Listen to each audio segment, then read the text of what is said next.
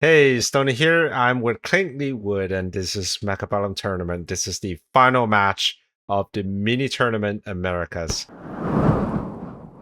And at the bottom here, we have Kay playing as aerial specialist, and he's up against the Titan Steel Sane playing as the marksman specialist. Right off the bat, we see Steel Balls up against Stormcallers, and K is going with sort of the old school butterfly formation where you have units on both sides. I know you're trying to use defense as your primary chaff clear and sort of a late arriving distraction. Um, how do you feel about the starting position, Clint? It's a little tough for the Stormcaller player. Stormcaller compositions in the early rounds are incredibly vulnerable to tempo. And at the end of the day, right, next round we could see a level 2 Rhino drop and things could get really, really ugly. Luckily, there is a level 3 marksman, but I mean, as you can see on the left and the right, the balls have closed the distance and they are on the Stormcallers already. Mm-hmm. But there's um, no answer to this horde of crawlers just roaming in the middle here. that's Uh, true. and this level 3 marksman is just going to pick up all these three Stormcallers. Oh, but maybe. Oh, That's got to be a level, is right? that's certainly a level. They got a tower. They killed a group of stormcallers, and they got a marksman. There's no way. There we go. Yeah, Yeah. How do you feel about the current state of aggro play?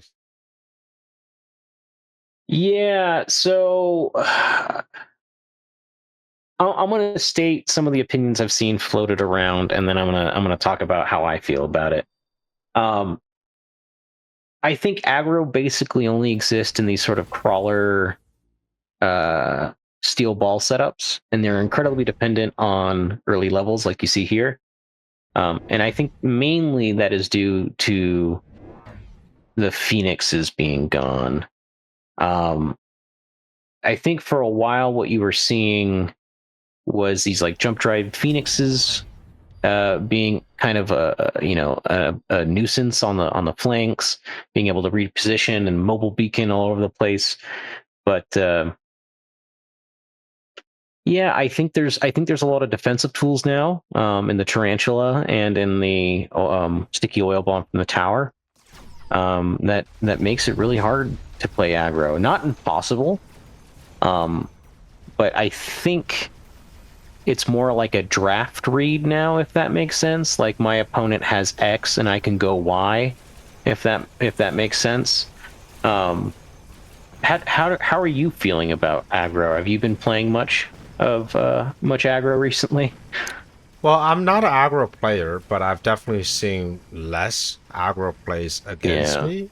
I think the tarantula is is is single-handedly changing that because in the past when you have aggro players and you need to slow them down, you have to wait until a fortress because there's nothing Okay. before a fortress that has enough HP to really slow them down. But right now, you can just unlock something for 50 supplies, spend extra 200, and boom, you got 19,000 HP between you and between the tower and your opponent. So that's pretty significant. And speaking of 19,000 HP, here's a level 3 Tarantula with what, a 50,000 HP. So if Yeah. Steel Sand decides to just drop that down right here, not that it's a great idea because right now we do have Steel Balls, but I'm saying like if Steel Balls is not in the equation, just dropping something casually down here is able to slow down a lot, and it's going to take a lot of steam out of the aggro player. Yeah, and we see K going for a very reminiscent of last patch kind of build on the left side flank, which I find to be a little interesting, right? We're not overloading the right, which is where the level 2 steel balls are. We're actually going a bit of asymmetrical by placing both a worm and a wraith on the left side. What's your read on this? Do you think this is the right idea, or would you be overloading the right side with the level 2 steel balls? I'll definitely overload the right side. I think this side with the level 3 marksman just standing guard here, I wouldn't put any large units Yeah. here. One thing with the aggro play, like one of the underlying themes of the aggro play is to force your opponent to make mistakes. Because when you're aggro, when you're on the line, you have the option of choosing where you want to apply pressure, whereas the defender does not. So the more you can force your opponent to make mistake either by over responding or responding incorrectly, you can quickly switch up and start focusing on the other side. Here, I think K is kind of doing the opposite. He's running straight into where Steel Sen's defense is the strongest with the level 3 marksman. And just look how this marksman is doing work on the Sandworm. Yeah, really trying to brute force it. Ooh. Oh, got in just in time. I saw the bullet mid-air and the Sandworm was nope. That's funny. I was gonna say, yeah, and you know, the rough part here is rates at level 1 are a little brutal, right? Into a higher level marksman, and as you saw right there, that poor Wraith got 3 shot by that level 3 marksman. The laser sight's coming out. Laser sight's coming out, and there's also senior defense, but it looks like both are gonna go with laser sight. Laser sight on a Wraith, yep. It's on a Wraith. It's on a marksman. Degen? And no, range. Whoa. No degen, but range. I think that sets up. He doesn't need range, right? Well, not that spider mines are in play, then I guess range makes sense, but he wouldn't have known that. I think degen would have been a little better, at least for this round. You can also pick up range later. You don't need to kill the chaff a little bit earlier, but you do need to make sure that the rest of your army survives. I think that's a fair assessment. I wonder if he was afraid of you know, a bunch more marksmen coming down and like AA marks coming down and trying to be ahead of that. And I think that's also a fair take. And it might just come down to this poor level 3 marksman going down. That's a lot of experience for that middle Wraith. Does it actually get a level from that? Oh yeah, it's gonna get a level here after this tarantula dies. There it is. That's a level 2, and that's almost a level. That's actually a really big round for K. Yeah, that's huge. Level 2 Wraiths. You know, you might just say, well, it's just a level 2 Wraith, right? It's just 2 Wraiths, but no, it feels a lot stronger than that. A lot stronger than that. And yeah, I was about to say, after seeing range spec come up, after clicking range and seeing how much K values his range, right? Like, we have a 105 ranged Wraith. That's crazy. The Wraith on the left has 125 range. That outranges a base Phoenix. Yeah. And speaking of anti-air, so we do have air spec marksman coming down. Yep. The air spec marksman in the middle is definitely going to get this Wraith. This one here is going to get this Wraith eventually. I think what K is lacking is extra sets of steel balls. I completely agree. I think there's a world where a couple wasps should also be considered. But I think like a very natural transition here is like mech div steel balls. I think that would be insanely solid into what is presented on Steel Saint's board. Speaking of techs, though, I think in general, when I see Wraiths hit the field and I'm playing Tarantulas, the last thing I want to click is Spider Mine. I think it doesn't do too hot into Wraiths. How do you feel about that pickup? I think, yeah, I agree with you. I think especially looking at this point here, right? The moment the Spider-Man pops, it's going to get killed by the Wraith. This one got pretty lucky because we got a ton of Prowler here, but even then, those Spider-Man could have done a lot more damage. But this round is going to go to Steel Saint because of the Aerospec Marksman. I think the Sandworm, I'm not entirely sure about the value of the Sandworm here. I will probably start selling the Sandworm and start getting a lot more steel balls with range. As long as the steel ball can come in, or probably not with range, because you do want to distract the marksman onto the steel balls. Another laser sight. Whoa. Okay. That's fun. All right, so now we got 2 wraith with 125 range. That's pretty nutty. Wasp, as you mentioned earlier, coming in to play defense. I can't help but wonder if at this point, with 225 range wraiths, if we're considering 8-gun as opposed to D-gen and just letting those puppies DPS, just sit back in the back line with all that splash damage. Whew. Earlier, I mentioned the center race is going to get killed pretty fast, but it turns out it proved me wrong. It was actually the highest damage dealer of the last round and also the highest damage dealer overall.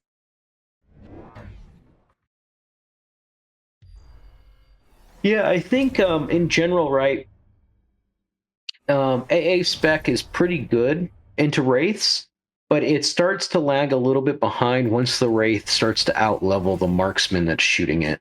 If the marksman can stay on level parity or ahead of that level, the math is a lot easier. The math will favor the marksman. I think, however, though, once you start to have Wraiths get ahead, it can start to snowball out of control. It's interesting, right? Because we have like this like really solid defensive build from Steel Saint, and like I would argue like a pretty snowbally build, right? We have Steel Balls, which I think are units that can catapult out of control with early levels. Wraiths the same, and Wasps very much the same too, right? Like the question is, what would you rather face, a level 3 Mustang, a level 3 Wasp, or a level 3 Steel Ball? And it's like, I don't know, all of those kind of suck. Watching this turn unfold, I really think that the 8-gun would be a very good choice next turn. Like these wraith, they just don't die, and if you get 8-gun, they stay alive. I mean, we got melting point, so I wonder if Steel Saint is just gonna pick that. Now, seeing how this level 1 marksman is unable to bring down these high level wraith, this one is going level 3. So even more difficult. And they do run field maintenance, so once your wraiths start to out-leveling your marksman with field maintenance, it doesn't matter if you have anti-air, they're not gonna die. Absolutely, right. At that point, once especially this level 3 wraith over here on the left, you need a melter for that. A level 4 marksman with AA is going to take a long time to cut that down. But interesting little pickup from K here. We have 2 Sabertooths coming down and anti-missile tech being picked up on it early. It's important to note, right, that this is the least efficient anti-missile tech in the game, just behind Missile Sentry. And what you'll see, right, is by the second volley, missiles are starting to land. But this is purely a delay, right? K just recognizes that he needs to delay how much damage. Oh my goodness, those missiles immediately deleting those walls. Yeah. There's nothing in front of this raid. Oh no. And then things just start to die.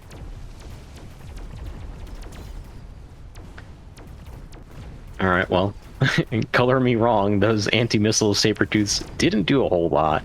No. No, not at all. Oh wow, what a swing for Steel Saint. This is so much damage. That's gonna bring him down to like what, sub 1,000. Jesus, wow. 300. That's gotta feel bad. Lightning Storm. Oh, that's gotta feel bad. Lightning Storm on all your air units. That can be a good feeling. I've been in this position so many times. Like there's one round that goes really bad for you, and then like orbital bombardment or lightning storm comes up, and you're like, well, well, here's a gun. There's a gun. Yay! Rare Tech C. If these balls can take down this tarantula, then this raid should be able to kill everything else. Yeah, let's hope. Let's hope, yeah. Is that more missiles from Steel Stain right there that just came down? Yeah, I mean, we need a sentry. We need a sentry up front, I think, is the problem here. It's gonna, I mean, K-Tech shields on the Wasp, but I think that's a day late and a buck short. I don't know if it does a whole lot. Yeah, and we got backup raids, level 1, backup brawlers in the middle. Yeah, I'm not too sure about K's board. I think he doesn't have a lot of momentum at this point, and this lightning storm is going to be pretty deadly. Steel Ball is just going to get beeline into the tower. Let's see how many walls survive.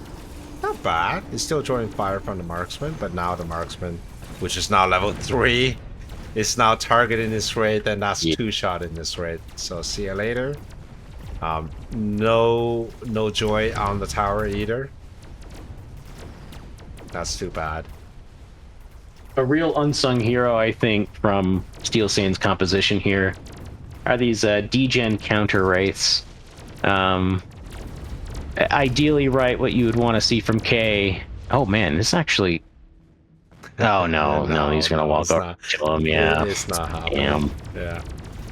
Oh, but maybe though. No. You're very optimistic. I wanted 8-gun to work so bad. Yeah, no. But what I was gonna say though is those counter degen wraiths. It's very rare to see, I think, wraiths in that sort of odd standard positioning. But you can see that they work wonders. K really wants like photon on overlords here, but we just, he doesn't have the time, especially with a card like Lightning Storm coming up. For sure.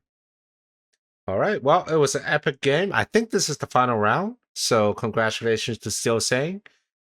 And I hope you enjoyed this game. And I will see you on the next one. Prepare your tactics. Mechabellum's calling. Deploy your fortress.